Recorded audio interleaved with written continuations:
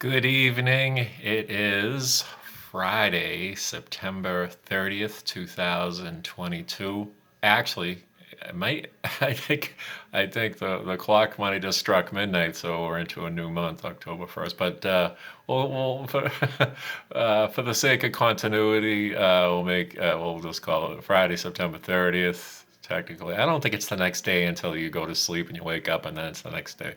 But I was trying to remember how many days it's been. I think I missed a week. I was trying to do these videos every 4 weeks, but I think this might be the fifth week, which would make it 35 days after the third video. So this will be the fourth video, and I think this might be the last one, unless there's anything dramatic happens, either with an uptick on weight gain or weight loss, something substantial.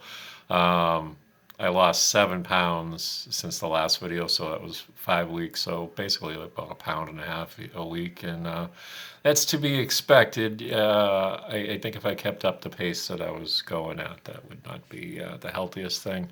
So I've kind of gradually increased the calorie intake, and I don't want to start looking like you see these videos of Al Sharpton and there's the other guy there, John Goodman, where they lose too much and then they just don't look too healthy. So not that I look like the picture of health right now, especially with the hair, but just trying to do the best I can without getting obsessive over it. And with this video, if this is going to be the final one, I don't want to just keep regurgitating I think the first three. I just keep saying basically the same thing over and over again. Not that anybody really watches these, but maybe 20 years down the road, who knows? Maybe somebody will watch. I don't know. They have a few views, so that's not really the goal, the end game here.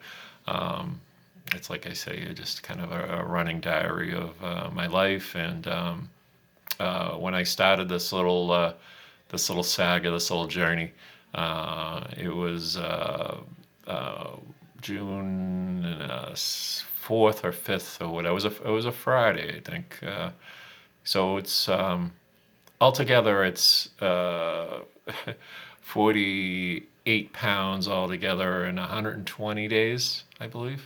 48 pounds in 120 days. I was trying to get to 50 in 4 months, but that's okay. I'll take 48.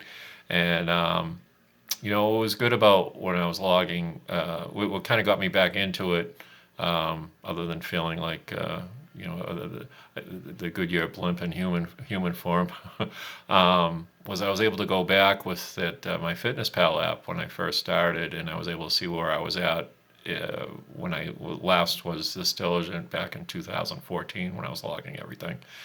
And at that time, I started out, I was 20 pounds heavier 8 years ago than when I started this time around. So it was interesting to kind of watch the progression and then the regression after that, which was kind of sad to see.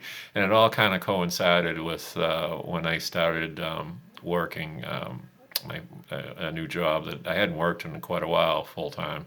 And I know what happened during that time frame, that I had this routine that I was doing, but then when I started working, and I could see like the first week when I started working where I was at, that was my low point in weight, and now I'm a few pounds less than that when I started.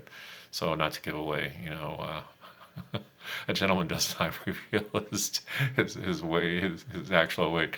But at that time, and I remember how stressed I was when just starting a new job after being out of it for quite a while, and the stress I was under to not fuck it up, and and a lot of the stress just from the job itself, and which that can be a major component in eating a lot of junk to drown the stress. And even though I was walking a lot at my job, I was eating a lot of crap and back to my old habits, and with a lot more money than I had before to feed those habits. But they weren't, like, thank God, no drug or alcohol habits, but just with the food and, back to the soda and all that. And, all that was no good. So I blame my job. I think I would have continued on doing, if I hadn't have found it, I'd probably be down to like 120 pounds by now. I don't know, but I had my routine at work. I'd work next to a Domino's, and there was a Mexican place there, and I had my routines on what I like to eat, and if stuff was really aggravating me at work, I knew the food and the soda and all that stuff and the ice cream after work and all the junk would make me air quotes happy. But in the long run, hey, it's great, and have like a big ticker tape parade for me for not drinking for the past 10 years. But by the same token, what good is that? I do say by the same token a lot, even when there's no token to even be had. I don't even use tokens on the subway anymore, so why am I using it as a segue? Got to eliminate that maybe for Lent, next Lent. But anyway, make myself crack up, huh?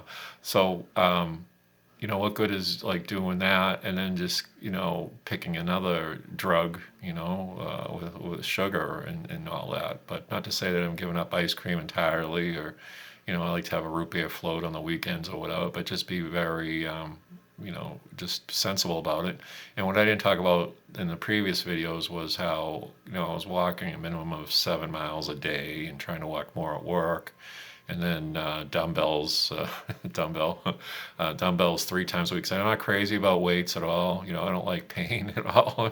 But what you have to do, like just like simple exercise, you don't want to hurt yourself, especially as I get older. I don't want to be throwing my back out and stuff like that. So I have a routine I do with the dumbbells, 15, 20 minutes every other day. And, and I try to stick with, try to eat a lot of protein and, stick to that 50, 30, 20 pyramid, that the MyFitnessPal app recommends.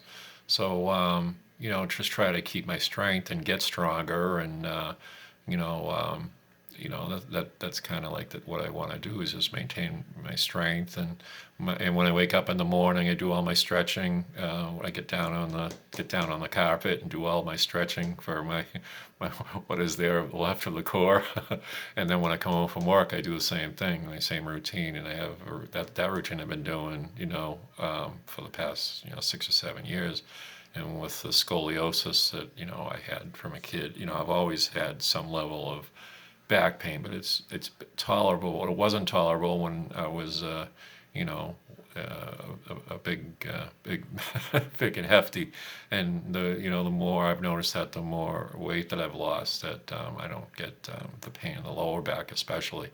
But it all goes hand in hand with your diet. I think the diet is the most important thing, but also everything you have to put into it. It's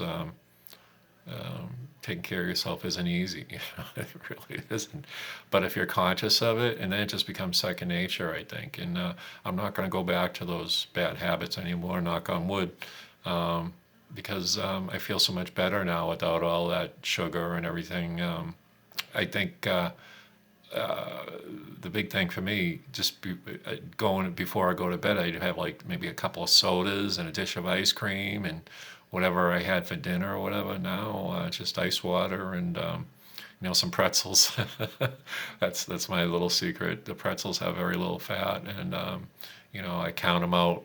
Like 20 is like I think 20 of those mini pretzels, those Roll Gold pretzels, is like 120 calories. So if I have like a couple of servings of that, it's like 250. And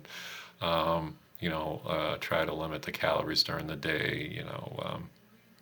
Like 500 for lunch, 500 for dinner, and then at night. So if I can keep it like to 1,500 calories at the end of the day, I'm relatively. And then the weekend maybe splurge a little bit, like I say, with a dish of ice cream or anything. So you want to reward yourself, and you don't want. I think the key would be like to maintaining that during the week is pick the foods that you really like and enjoy, and have those early in the day, and then I start the day off ad nauseum here with this with an apple, and then for my snacks, instead of the M&Ms, the grapes.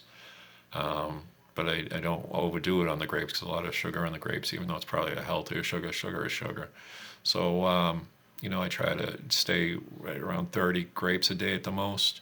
And then, like I say, when I come home, I don't have a big dinner like I used to, and I miss my mother for that, of course, because I was telling my brother when I went to New York last week that one of the things I don't have, the five-star chef at home, tempting me with all these dishes when I get home from work. It would be manicotti and Italian sausages and all this, whatever I wanted, or even if I didn't want what was there, and how was I going to say no to that? So now there's no excuse. I think the year that she was gone, I just was so depressed and just ate whatever the heck I wanted, and I felt entitled to it, and that would just lead me to an early grave too. And as much as I want to see her, I don't think I'm supposed to be there, for as long as I'm, aware that I'm doing if you're doing the wrong thing, you're not aware of it. That's one thing. But if you're aware of it and you keep doing it, I think that's a sin. So whatever you're doing, like if you're so screwed up on whatever drug and you're not even aware of what you're doing, I think God gives you a pass. But if you know what you're doing is wrong, like I did when I was always doing the wrong thing, that's even like you're doubling down on the sin. So, uh, so, I got a lot of reparations I got to do to the man upstairs, and I need a lot of time to do that. If I could have another 50 years, I still think I'd be way behind the eight ball. But eight ball, bad reference. um, but I think I'm going to wrap this up in over 11 minutes. And if this is the last video, well, it was a four-parter. And that's probably should be enough. But if I have, I never say never. Never say never to anything. You know, a lot I want to do with the rest of my life, and the most important thing is just to be a good person and follow the golden rule and treat others the way you want to be treated, and just that's about it. And if I can just keep doing that, and just remind myself to do that, then I think I'll be in good shape. Not just physically, but emotionally and all the other ways that you can possibly be.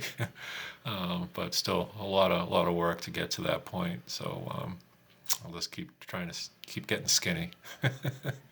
All right, I'm done. Adios, and it's been real. Bye bye.